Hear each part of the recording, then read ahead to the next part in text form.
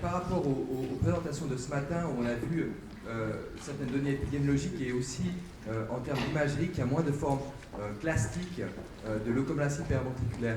Est-ce que finalement, ce que vous avez maintenant présenté apporte des éléments de réponse quant à cette évolution de la physiopathologie? Effectivement, on observe beaucoup moins de lésions type leucomalacie périventriculaire. C'est vrai que dans notre expérience rouennaise, ça a quasiment disparu des enfants qu'on est amené à prendre en charge maintenant. Alors à ça, il y a probablement plusieurs explications. Effectivement, certaines médications qui sont fournies ont des effets anti-inflammatoires, les corticoïdes en particulier, le sulfate de magnésium aussi éventuellement. Donc ce ne sont que des hypothèses pour expliquer la diminution des leucomalacies cavitaires par rapport à ce qui avait été dit sur les mécanismes en particulier inflammatoires. Donc, voilà. Alors, je vais rajouter en termes de mécanisme cérébral, ce qu'on a vu aussi comme changement, on est passé d'une mort cellulaire, dans les grosses lésions cavitaires, il y avait des morts de cellules, alors que maintenant, dans les cas récents, on ne voit plus de mort cellulaire, on voit plutôt un mal développement. C'est-à-dire que les programmes de développement sont altérés, et il n'y en a plus quasiment plus de mort cellulaire. Donc c'est un changement de paradigme, ce qui veut dire qu'aussi en termes de neuroprotection, il faut aussi repenser différemment, parce qu'on est passé de lésions classiques destructrices à plutôt des mal développement. Et pour terminer, il faut bien comprendre que la périnatologie a fait d'énormes progrès depuis 10-20 ans.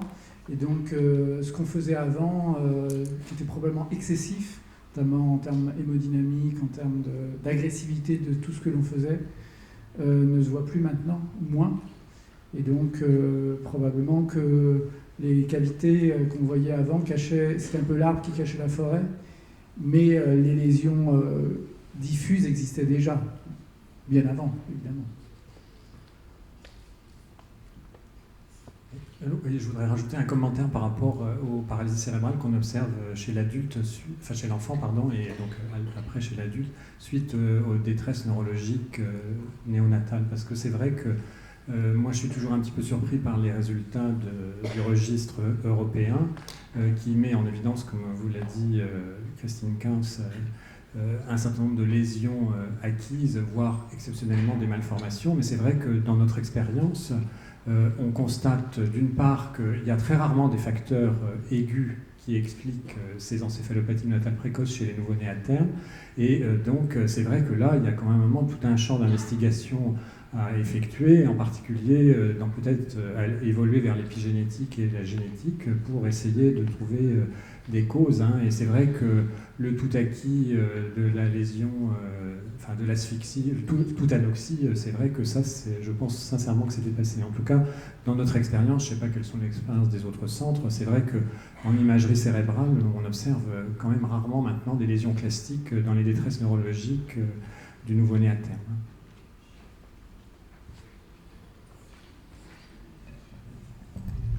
Je vais poser une question. Alors, c'est par rapport à nos enfants. Je voudrais savoir, vous avez parlé beaucoup d'enfants prématurés, de neuroprotection au niveau des enfants prématurés. Pour les enfants qui sont atteints d'hémiparésie, par exemple, qui ne se voient pas forcément dès la naissance, on n'a pas de neuroprotection, d'après ce que j'ai compris, puisqu'on s'en aperçoit au bout de 3-4 mois. Est-ce qu'on peut faire quelque chose pour eux ?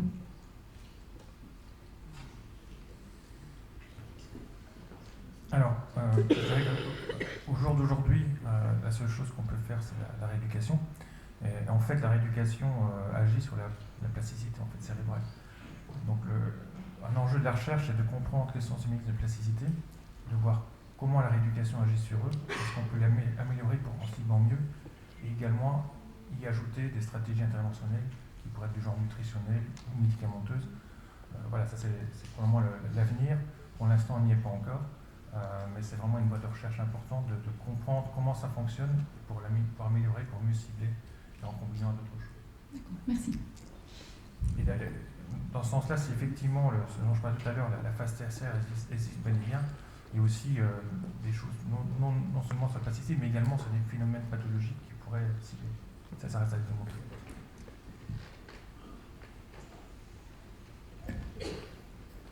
Une question là. Un peu hors sujet peut-être, mais Est-ce que vous faites des liens entre le traitement corticoïde chez les myopathes et les traitements corticoïdes chez les maladies cellulaires de l'enfant que vous avez présenté? Vous voulez dire les corticoïdes en anténatal ou En anténatal, les lésions cellulaires que vous nous décrivez, et ce qui se passe chez les myopathes, je crois qu'il y a des traitements corticoïdes chez les myopathes qui se proposent souvent de limiter les lésions cellulaires. Le traitement corticoïde que l'on donne à la femme en cours de travail est vraiment à visée maturative plus qu'à visée anti-inflammatoire, hein, c'est ce qu'il faut bien comprendre. Et ensuite, les traitements corticoïdes post-nataux qui, eux, sont plutôt à visée anti-inflammatoire ou de substitution. On sait qu'ils n'ont pas forcément un impact bénéfique sur le plan du développement cérébral. Donc c'est vrai que je ne suis pas sûr qu'il y ait un lien direct, enfin qu'on puisse faire un lien avec une corticothérapie telle que elle se fait éventuellement chez les myopathes et que je ne connais pas, moi personnellement pas vraiment bien. J'avais une question pour rebondir sur ce que Anne-Catherine a demandé. Voilà, moi j'ai un enfant hémiparétique également. J'ai un papa de 70 ans qui a fait un AVC. Est-ce qu'il faut leur donner des oméga 3 ? Et si oui, pendant combien de temps ? Et si non, y a-t-il un risque à en donner, même si ce n'est pas efficace ? Je voulais poser la même question très difficile, effectivement, de doses. Pour tout ce qui est pathologie cardiovasculaire, il y a beaucoup de recommandations qui sont faites effectivement sur la consommation d'oméga 3, mais beaucoup en préventif. Sur les traitements per se, il n'y a pas de recommandations effectivement. Mais manger des oméga 3, la première chose, c'est regarder qu'est-ce qu'on consomme. C'est-à-dire faire un bilan nutritionnel, c'est très important. C'est-à-dire on ne peut pas donner des oméga 3 sur une base sans savoir déjà si on en consomme assez ou pas. Donc c'est la première chose à faire, je dirais. Donc ça, c'est des choses qui sont faites aujourd'hui par certains médecins ou par certains nutritionnistes. Donc faire un bilan à la fois de consommation, mais aussi de taux que l'on trouve dans le sang. C'est très important parce qu'on peut avoir des problèmes aussi de métabolisation. Donc effectivement, de fait, si on consomme les formes végétales et qu'on a du mal à les transformer dans les formes chaînes longues, de fait, la supplémentation va devoir être faite avec des chaînes longues, celle issue des poissons. Donc au départ, c'est très important d'avoir un bilan, en fait, avant de faire des recommandations de supplémentation. Et pour les enfants, aujourd'hui, effectivement, il n'y a pas de recommandation pour les enfants, et en particulier le type d'enfant dont vous parlez. Donc, encore une fois, je pense qu'il y a tout un champ à ouvrir, déjà sur la caractérisation des taux d'oméga 3. Mais les enfants, de façon générale, ne consomment pas vraiment beaucoup d'oméga 3, sauf si les parents sont très vigilants, puisque, donc, comme je vous l'ai dit, ils sont présents dans des aliments très particuliers. Le poisson, c'est pas un truc facile à faire consommer aux enfants, surtout les poissons gras, puisque les oméga 3, on les retrouve surtout dans le thon, le saumon, etc., les sardines, le maquereau. Je ne sais pas si vous arrivez à faire manger du maquereau, des sardines à vos enfants, mais en tout cas, les recommandations pour le cerveau, aujourd'hui, ça serait de consommer entre 2 et 3 sardines par jour pour avoir le taux. Et là, on parle en normal. Hein. Donc, mais vous donner exactement une dose à consommer, c'est assez difficile. Mais faire des bilans et effectivement réajuster, ça c'est très important, je pense.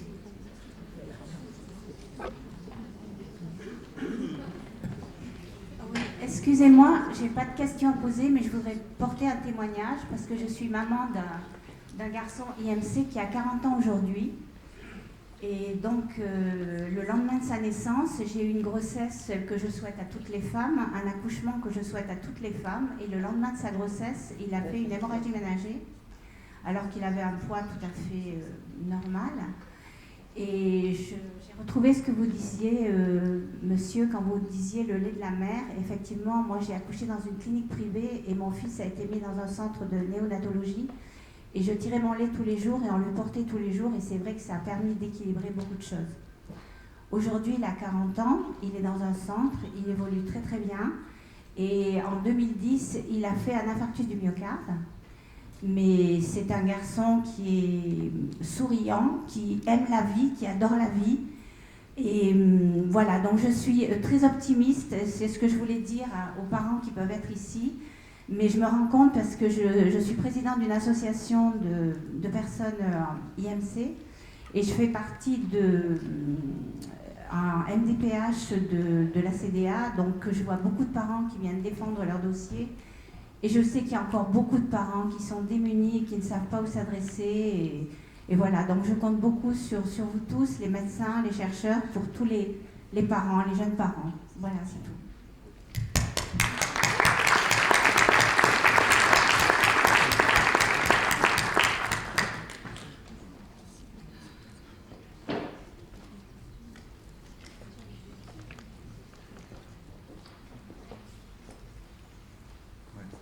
Moi, je suis parent aussi, mais j'avais plus une question médicale. Dans tout ce que vous nous avez présenté, vous avez évoqué souvent des effets secondaires, sauf, si j'ai bien compris, en tout cas, ça n'a pas été mentionné dans la stimulation transcrânienne magnétique. Donc, je voulais savoir s'il n'y avait vraiment aucun effet secondaire, et si c'était le cas, pourquoi on ne généralisait pas ça de manière systématique. Voilà. Effectivement, c'est parce qu'on ne connaît pas.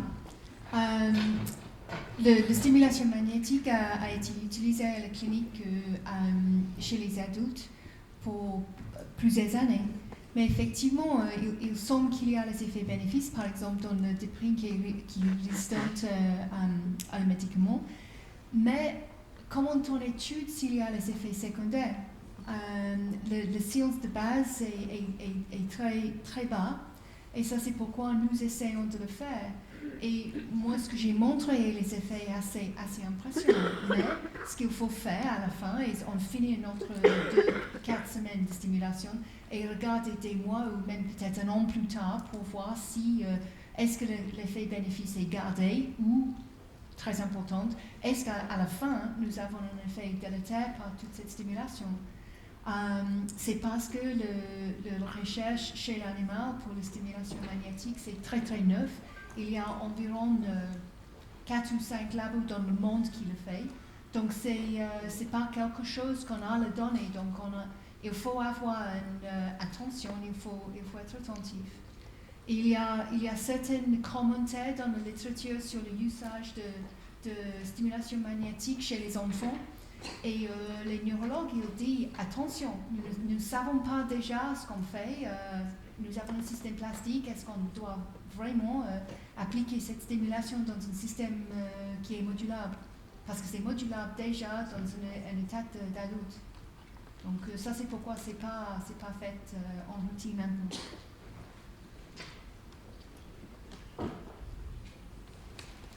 Une question. Vous nous avez dit, Madame Kans nous a dit que chez les très grands prématurés, il y avait 5% d'enfants qui allaient avoir des séquelles. La question que je vous pose, c'est est-ce que devant un enfant très grand prématuré, vous avez des indices pour penser que l'enfant va avoir des séquelles de cette très grande prématurité?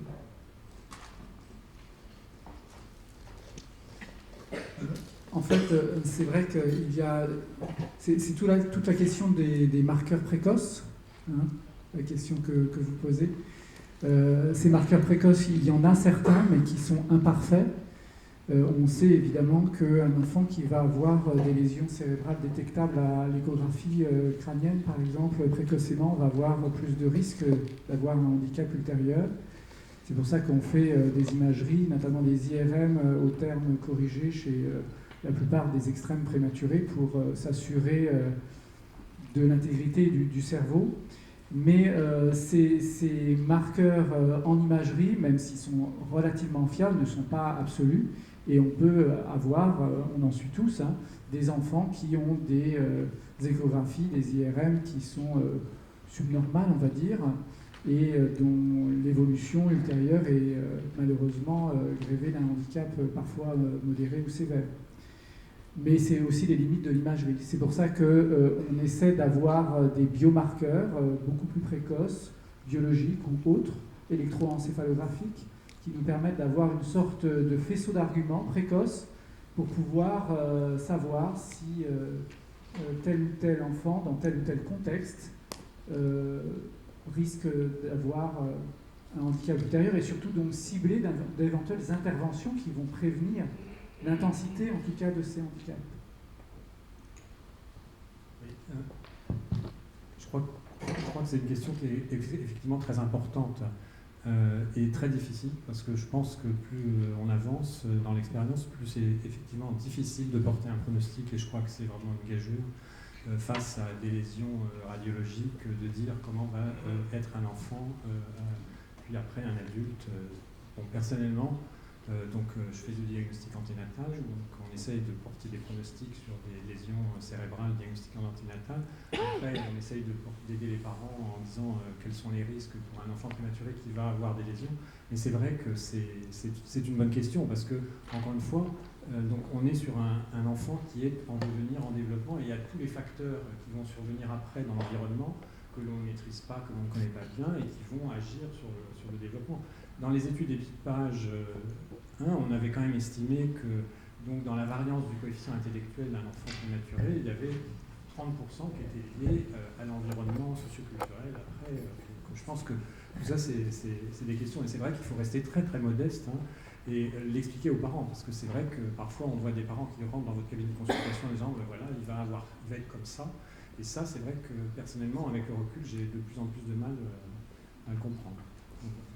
Si je peux me permettre de donner un avis troisième néonatologiste, peut-être ça en fait beaucoup, mais c'est vrai que c'est pas une expérience que je partage complètement sur l'IRM pour la simple et bonne raison qu'avec l'expérience je me rends compte que si l'IRM est normal à la sortie, on ne parle pas de la phase précoce, parce que la question de l'échographie, l'échographie répond à un certain nombre de questions sur des lésions importantes.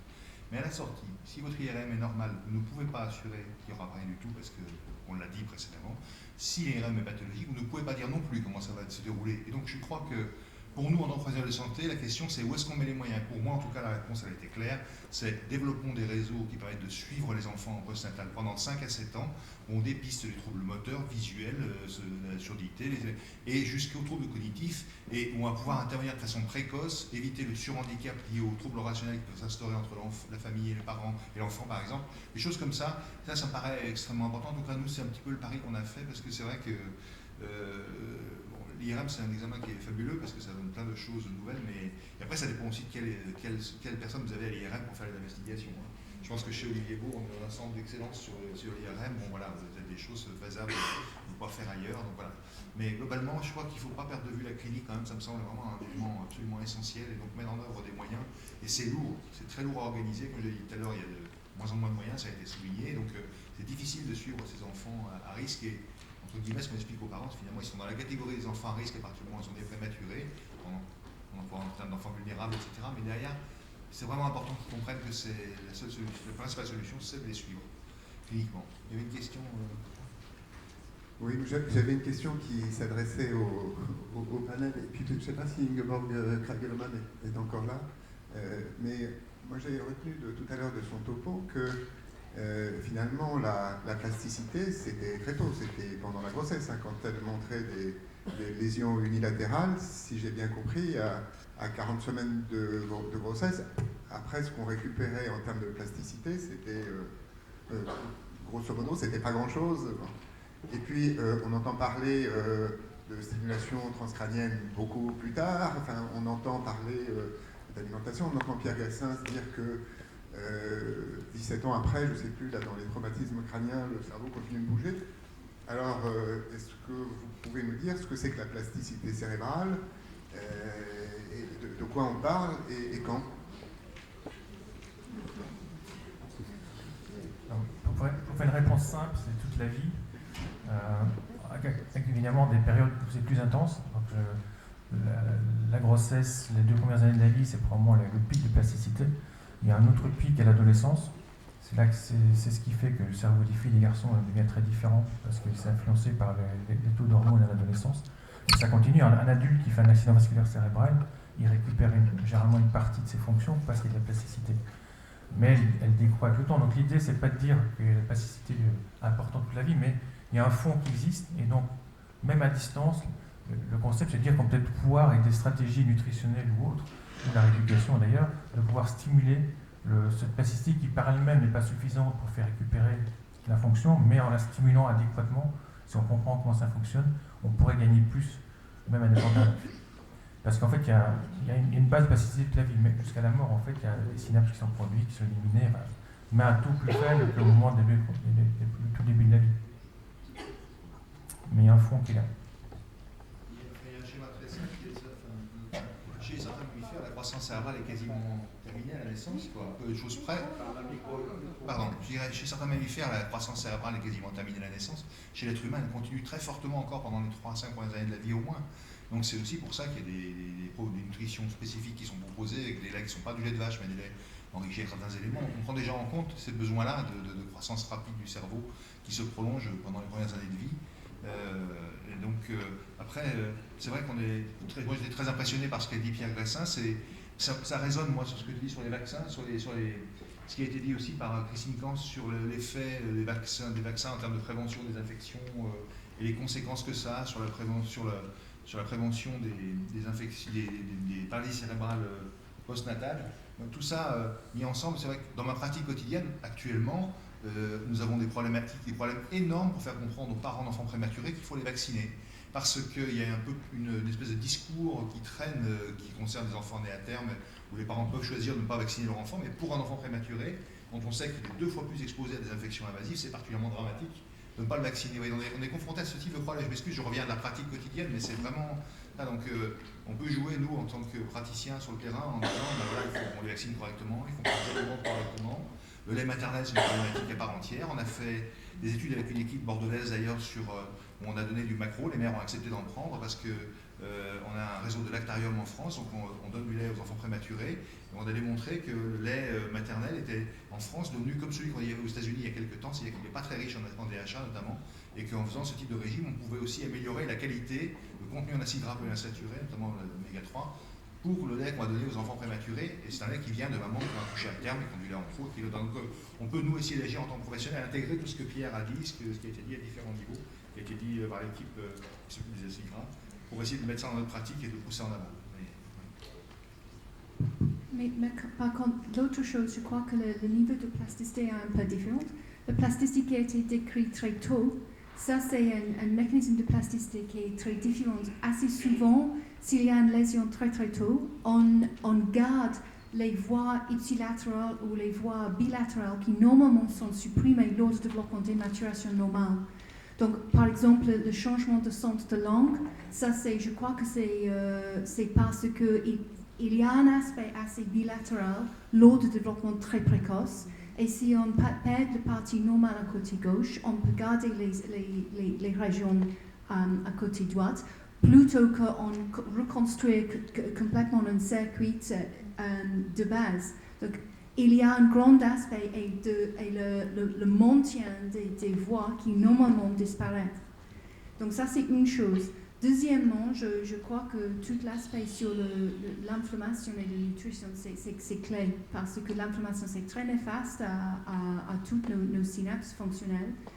Ce qu'on peut induire avec la RTMS, c'est un stade très nouveau. Et à combien de temps on a vu les choses très prometteuses au niveau d'un animal qui n'arrive pas à être traduit à la clinique. Donc, il faut avoir un peu de point d'interrogation.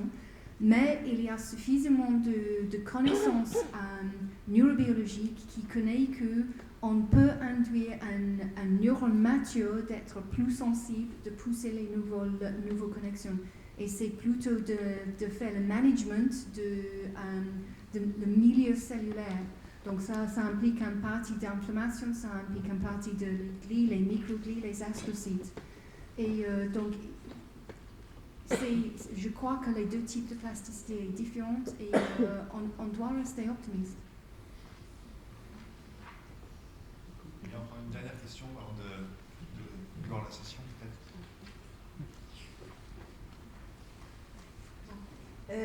Donc vous avez indiqué que une infection prénatale est un facteur de risque important pour développer ensuite pour l'enfant.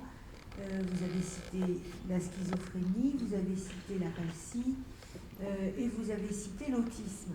Est-ce que, en 2 mots, quand même, vous pourriez nous indiquer s'il y a des moments précis dans la grossesse où ce risque d'infection peut provoquer plutôt l'un, plutôt l'autre de ces troubles psychiques, premièrement. Et la deuxième chose aussi que je voulais vous poser comme question, c'est, d'après vous, quand est-ce que vous aurez suffisamment d'arguments pour dire que les oméga 3 devrait pouvoir être donné à la naissance de tout enfant à la fois prématuré ou de tout enfant dont la mère a eu une infection et que pour le protéger, il faut le faire, puisque les oméga 3, ce ne sont pas des médicaments, ils sont déjà en pratique courante partout, et donc quels sont il n'y aurait pas besoin d'essais thérapeutiques, je veux dire, pour donner ces oméga 3, donc ce serait peut-être plus simple de le faire, voilà. Je peux essayer de répondre à la première question. Chez l'homme, on ne sait pas trop, parce qu'en général, les infections ne sont pas très bien datées pendant la grossesse. Par contre, chez l'animal, en prenant le même modèle, on injecte la même molécule, donc du LPS par exemple, dans le modèle de tout à l'heure. Si on injecte chez la souris, tout au début de la grossesse du LPS, on a plutôt des signes cliniques qui ressemblent à la schizophrénie.